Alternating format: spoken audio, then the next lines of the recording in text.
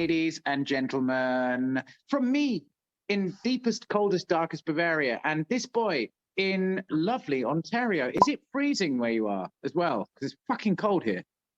Well, it is fucking cold, but there's a whole degree of fucking cold that comes out in Canada. So it's the degree of fucking cold right now, where it was below zero last when I got up this morning. It's turned to rain. It's about 5 degrees and dreary and unpleasant, and we're getting walloped with the snow in just a couple of weeks. So Canada. Oi, Canada. You see, as a Jewish deli owner, that I can use the word oi there in that one. Oi, Canada. Oi vey. Da, da, da, da, 35 years of punk rock bands. I can say oi just as well. I've got way too much hair. Different kind of oi. Oh, yeah. Boys and girls out there in TV land, just in case you don't know, this sexy beast is Eric. He is Mr. Eric, the head honcho of Hot Sauce, or Sorry Sauce rather, over in Ontario, Canada, where he is right now talking to me in the middle of some kind of climate disaster. But it's not where you are. You're watching this outside our time frame. We just got the news in Europe that Canada's been attacked by a terrible storm. But I believe it's far, far away from Eric. Is that right? Canada is massive. Just a perspective of scale. When I was 17, I had a cousin come over from England, and he was just kind of touring across North America between high school and college kind of thing. And he hit upon the idea of, used to looking at maps in Europe. He would, from Toronto, planning to rent a car, pop down to New York City for the afternoon, do some sightseeing, and then come back. It's 10 hours each way. People don't realize just how massive Ontario is. If you're driving out to Vancouver, the first 28 hours is driving north and then west around Lake Superior. So after you've driven for a full day, you can cross into the next province. So British Columbia, it's way out there. I notice a grandiose difference when I'm talking with my mates from Canada, US, or Australia in how you perceive distance. I mean, I know my boy here, Eric, told me a while ago he was doing 200 kilometers in a day coming to and from work in one day. 103, okay, 206 kilometers. See, that's the thing. In Europe, if I drive where I am in Germany, 100 kilometers right now, I'm in like a place where the dialects are so different that it's almost like a different language. You know what I mean? It's so strange. I think it's good for you, though. I mean, I don't know, what would you say is the impact of your feeling for distance? I think you guys have got like a much broader feeling for bigger areas and shit like that. Canadians, we measure distance in time. So okay. I'm an hour and a half from Toronto, and there you go. Everyone knows where you are. Okay, I measure distance in cigarettes. Whenever I've got, like, for example, I used to have my ex-wife, my second wife, was from Romania. And so I would drive to Romania. Sometimes it would be like I'd finish work at 5 p.m. and I'd get a phone call from my ex-wife who was in Romania and near Transylvania, where Dracula comes from, actually, to put it in a context. That's awesome. Yeah, cool. And so, yeah, and that's how I would visualize my journey. My journey is 2 packs of cigarettes. That would be it. But if we're talking about packs, I just want to jump on something right now, because I know my boy Eric has got his sample case of Sorry Sauce right there. Eric, give us a look at this fucking chili porn, please. Chili porn time, chili porn alert. Oh, yeah. I'm just going to give you a really fast run through this because I've got ADHD and I get bored quickly. But I've got a little pepper farm here. I had 1,000 plants this year. I call it the Garden of Apologies. And just behind me, behind this wall, I've got the greenhouse of extreme regret. So the ingredients I can't grow myself usually come from farmers up and down my road, because I'm 15 minutes from nowhere in the middle of a Mennonite community. You got 1,000 plants on that farm? Yeah. I had 4,000 square feet of landscape fabric I put down, and I crammed 1,000 plants in. Oh, dude, I wouldn't even know how you begin to organize shit like that. How on earth does someone organize that kind of a setup? Well, I started off with graph paper, and as I had my seedlings, I drew out a grid of what was in there, and I had check marks as they were coming up. I labeled each of the seedlings as they came out, and as I was mapping out the garden, I I used to design warehouses in previous careers, but I got out there and sort of mapped it all out with graph paper and a clipboard of where things were going in, and then I threw it into a spreadsheet so I could keep track of it. Oh, there's serious organization, man. That's like grown-up stuff. Fuck, I feel like I should phone my dad so he can help me with that kind of shit. Do you know what I mean? It's like, okay. But then, Eric, Sasha, did you just find a farm? You didn't just find a farm. There was some kind of organization that happened to make that happen, wasn't there? I played in punk rock bands most of my life, and I lived in cities, and I was downtown and played at the bars and lived that lifestyle. And then about 15 years ago or so, I ran into the hot goth chick from high school, and she was a grade ahead of me. That was 20 years after high school, and she's got a divorce and some baggage and lowered expectations. So bang, I am in. So she brought 4 kids, and at that point I brought 9 guitars, 1 drum kit, and a cat. So 8 4 guitars, kids. sorry. 4 And kids and 9 guitars. Big house. Okay. cat. That was our Brady bunch. Now all Uh-huh. 4 kids have grown up and moved out, so we've got 8 cats. But I was growing around a backyard in buckets, growing around a swimming pool in a suburb. And this asshole raccoon came down and destroyed everything I had, except for a ghost pepper. So I made this hot sauce with a ghost pepper. And at that time, in 2014, it was a little hotter than I could handle. So I took that into work. I was running a warehouse shift, and I was working with a very cosmopolitan group of people. So I was with the group of 40-year-old white Canadian guys, English descent. So oddly enough, we're sitting right under the health and safety board. It took us a year before we clued in. Hang on a second. But no one at my table liked it, so I went to the Filipino table. The Filipinos passed it to the Colombian table, off to the Nigerian table, and then it ended up at the Jamaican table. And a guy named Lloyd came over, like 300 pounds, looked me up and down, and said, "You made this?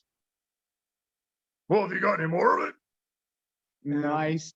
That was 23 bottles gone in 2 days. So I figured out maybe I'm onto something here.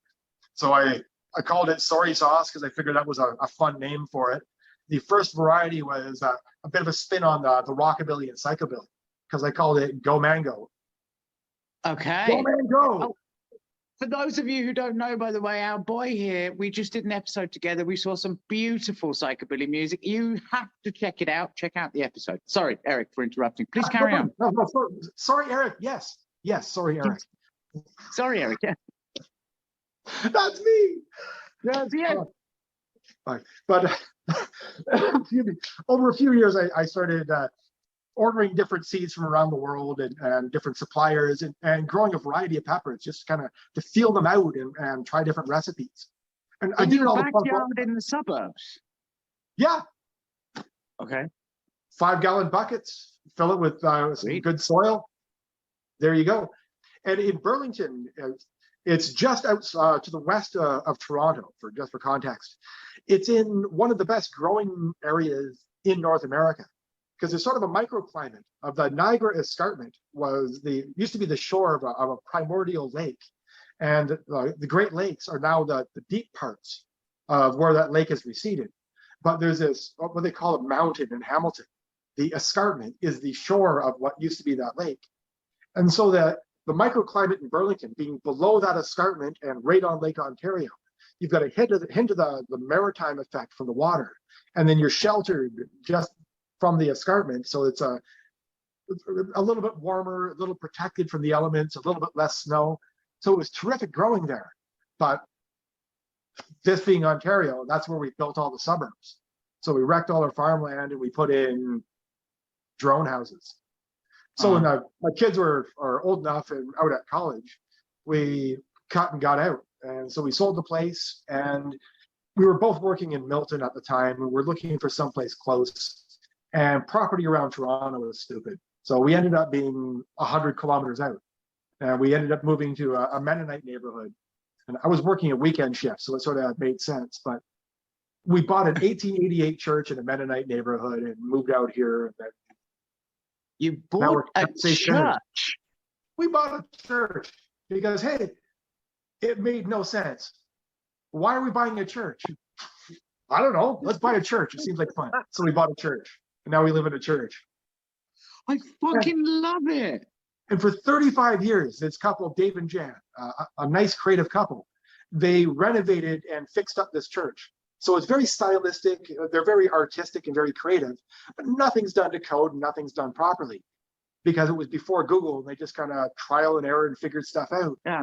So anytime anything messes up, I mean, the first time the toilet clogged, I had to figure out which of the plumbing systems in the water room was the active one and then trace it back like signal path and then think, nothing's built to code. It's all built to Dave. So I have to think, what was Dave thinking in 1987 when he built the toilet on all these hodgepodge parts? And then I have to figure it out. And we've become very handy and we've learned how to fix some stuff. But holy crap, is this an adventure?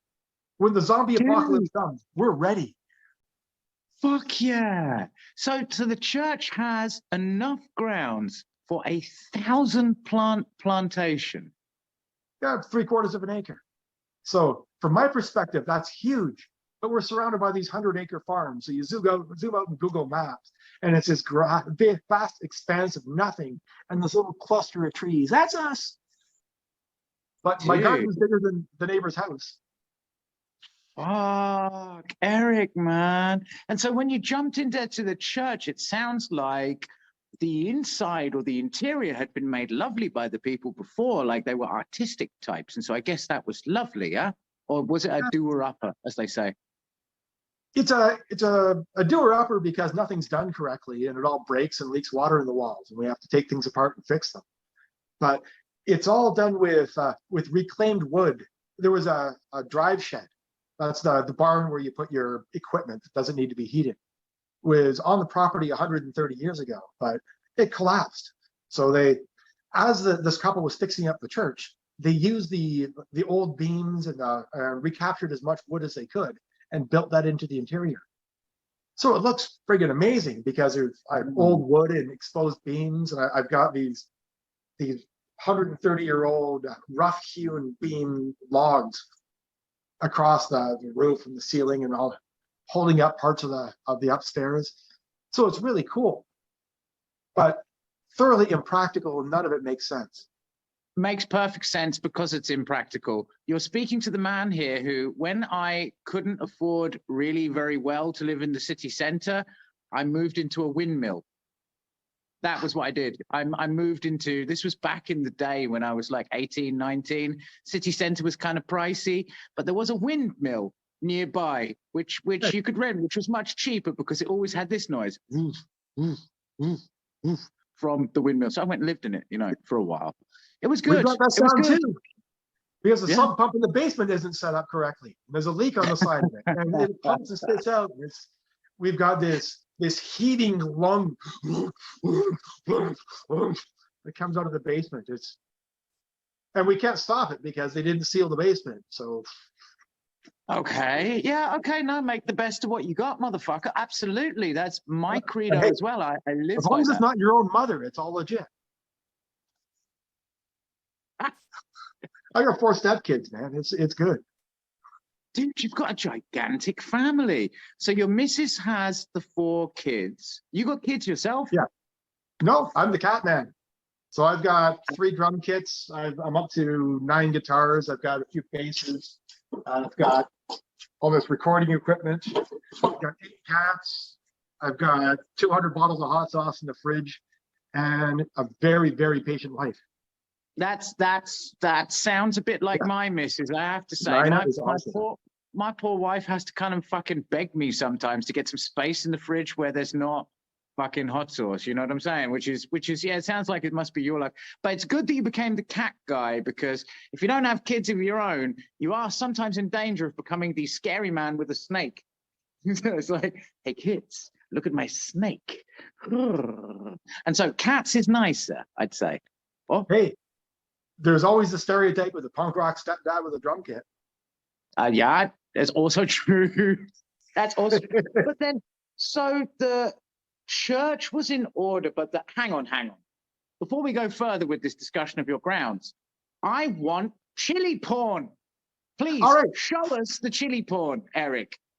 I do a variety of stuff because I've got ADHD and peppers are kind of cool. So I'll just do a run through of what I've got in order of heat. So first off, beauty. So Okay. it's roasted garlic with caramelized jalapenos and extra dark maple syrup. So it's smoky, sweet, garlicky. There's only a hint of heat there because the caramelization really brought the heat down to the jalapenos. But this absolutely kills the mashed potatoes and it makes a wonderful vegetable dip. Caramelized jalapeno. Yeah. Do they retain the heat when you caramelize them very well? The heat comes down a little bit, but it brings out a bit more of the sugar. Yeah. So that's a nice sweetness to it. Yeah. More chili porn. Fresh Sense. That's my other jalapeno sauce. This was last year's Canadian Hot Sauce Award winner for best jalapeno sauce. It's crafted around limes, Canadian mint, and coconut water. And therein lies the joke. Fresh Sense from the Canadian mint. Hey, all I can think when I see that is I think to myself, I'd love to put that in a Thai food mix. I bet that would work in Thai very well, huh? It could. Yeah. It's kind of a classic verde sauce. But I use red ripe jalapenos and red Marconi peppers. So for the Canadians out there, there's a hidden Canadian joke in there that I can't put on the bottles because I'll get a lawsuit. But it's a red-green sauce. It's an iconic Canadian comedian. Yeah. Red green. There you go. I'm following you right now. Let's avoid lawsuits. Where are we going? More porn. Okay. I moved out to Vancouver in 1993. I figured the best thing I could do was drop out of university, move to Vancouver, and try to cash in on grunge. Hey, I still have the band. Wriggler started in Vancouver in 93. Our current drummer is 3 years younger than the band is, but I learned to cook out in Vancouver. It's a good thing you didn't change your name to Tad on the cash in there. You know, it was all of them Tads and Kurtz, and so that would be a little bit passé now. So it's a good thing that you still got the band, though. I'd like Tad a tad better than Kurt. Yeah, me also, I have to say. I saw them both in 1991 on the same bill, and it cost me £1 for the ticket, if you could imagine that. That was how much that cost me. First year university in 91, Nirvana was touring Smells Like Teen, the Nevermind album, opening for the Melvins. And I couldn't convince any of my university friends to go with me because they didn't want to go see those thrash bands. Like that garbage stuff I listened to. And then 2 months later, it Smells Like Teen Spirits everywhere. And they're pissed at me because you knew who they were and you didn't tell us. Exactly the fucking same thing happened to me, except I was the guy who didn't want to go. Literally, there was this thing, and then Nirvana and all of them, they were all on there, and they were unknown, and it was just before Nevermind, and it was £1 for a ticket, which is nothing. And that was my response. Someone said to me, in the uni campus is a band thing going on. And I was like, yeah, okay, I'll go. Is it free? And they were like, no, it's not free. You have to pay £1. And I was like, £1?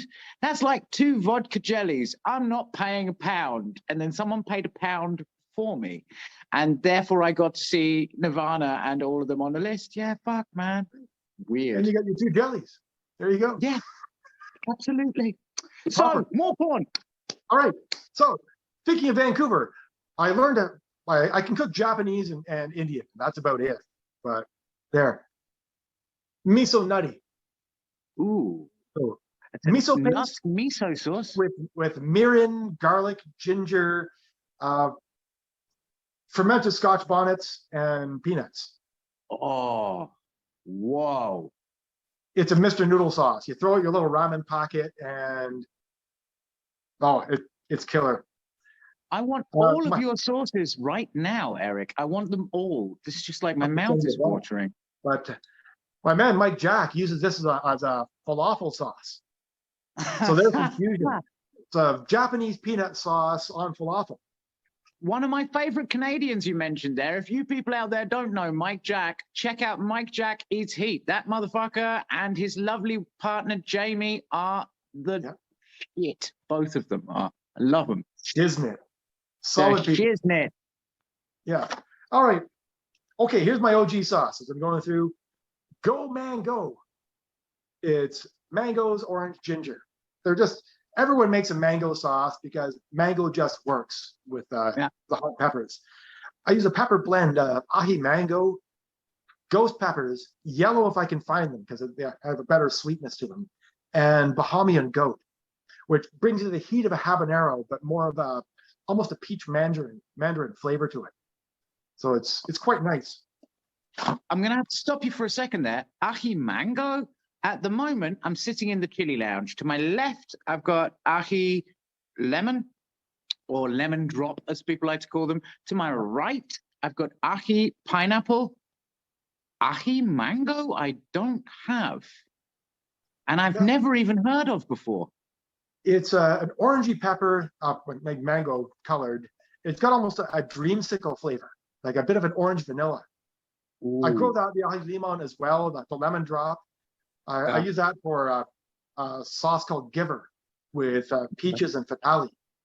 Out of stock of that one right now. I made it for a local shop, and it's theirs for the time being.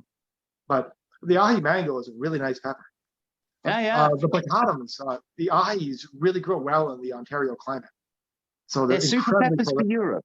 Super peppers for Europe as well. They work very well in Europe in terms of growing. They also grow very well under lights. But in terms of the heat level, they are perfect for the European audience because they're, I would say globally speaking, they're somewhere near the lower to middle area in terms of heat. But when you're in my landmass, Germany, or this part of Europe, most of this part of Europe, then it's what they would consider their kind of mid to high borderline in terms of heat. So it works really, really well. And it's funny you say that about mango sauces, yeah, because that would be the first for us as well. It's interesting. My oldest sauce, I can show you. Wait there. My oldest sauce is right next to me on a shelf, which is this one. That's our classic sauce. I call it classic simply because it goes good with everything. And although the ingredients are in German here, so I'll just tell you, but essentially what that was me aged 14 years old saying to myself, ooh, I'd like to mix a raspberry and a mango with a habanero type flavor, you know? And that was when I was 14. I'm going to be 44 pretty soon. So it's 30 years I've been doing it. And that shit just doesn't get old. It's amazing that about mangoes. Top tip, there you go, from two, one up there, one down here, Canada, Europe. Hot sauce dudes, if you're going to cook something at home, throw a mango in it. Just mango and habanero. They work like cherry and vanilla. Absolutely, doodly. Well, for me, the development process was originally red Sabina. Habanero was that made with. And then when did it come along? 2006, I think, was when it came along, the Carolina Reaper.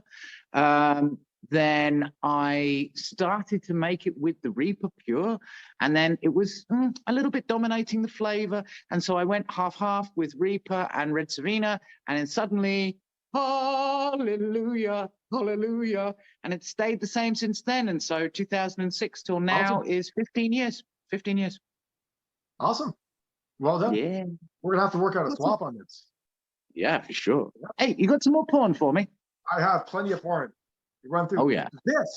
This one I really like. This is a really neat sauce. Pitter patter, another good Canadian term. Pitter patter, let's get at it. Yeah. My childhood lacrosse coach used to say that. But this is a ground cherry hot sauce. They're sometimes known as golden berries, but the Aunt Molly ground cherry is a particular cultivar of that. It's a really neat little orange berry that comes in a papery sleeve, almost like a tomatillo. The flavor itself is like maybe a ripe, like a sweet 1000 cherry tomato with a bit of strawberry. So cherry tomato and strawberry. I've paired that up with some chamomile. I used I think it was fatali peppers. What did I put in these? Oh, yes. No, Fatali was a different one. This was a 7-pot caramel that gave a nice bit of lemon, a honey almost flavor to it. There's a yellow scorpion that gives you a nice throat sting, and a Ho Chi Minh Cayenne, which is a Vietnamese cultivar. Seeds were originally brought back from Vietnam, hence the Ho Chi Minh. It's like a stubby little cayenne pepper with a lemon flavor. So then that lemon comes with the chamomile and the ground cherries, and you've got a snappy little sauce. Stubby cayenne pepper. All right, that's for me also new. If you don't know in TV land, I think I've got a cayenne somewhere around here. Wait there. There's a cayenne. Not stubby, as you can see. I've not seen so many stubby ones. Very cool. Yeah. Okay. The Ho Chi Minh are short and conical and about that long. It looks like the kind of joints I used to see at the skate park in '94 in Vancouver. So it looks almost like a golf tee. Anyway, on with the porn. Yeah. What's next? What have we got here? Curry hard. So it's a nice curling joke, but curry hard. We eat a lot of curry here. I absolutely love curry.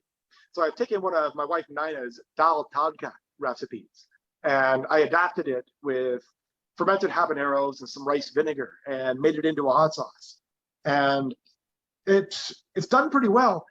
I found out on Friday that this is this year's Canadian Hot Sauce Award winner for Best New Product. So, hey, awesome. I've got to drop maybe a surprise on you right here. I was given a bottle of that as a present. I have a bottle of that here somewhere in the kitchen, which was given to me. We have a friend of ours who's from the Ontario region, who's a regular guest here, who's in and out. And he actually gave me a bottle of that as a birthday present, not very long ago. I can attest to the fact that that is a fucking boss hot sauce right there. Big time. Thank you very kindly. Oh, yeah. I like it. All right. This is my most popular hot sauce down in the States, Cobra Chicken. Because now we're out of the mediums and we're into the hot. Because I've got the A scale. So this is 3 A's. Because, it's like 3 periods of a hockey game. And I've got an overtime coming up. But Cobra Chicken's my most complex sauce. I started this one in 2015, and it's gone through a bunch of different names. I was trying to do something like a sriracha. So it was first called sriracha. The flavor didn't come out just the way I was looking to have it come out. I didn't nail the sriracha thing, but I came up with something that worked. And one year people kept saying it was effing good. So I called it GoFod because I put the effing good. Nice. But nice. Eventually it evolved into Cobra Chicken. So this is, it's malt vinegar with garlic, carrots, cherry tomatoes, fermented habaneros, and fresh ghost peppers.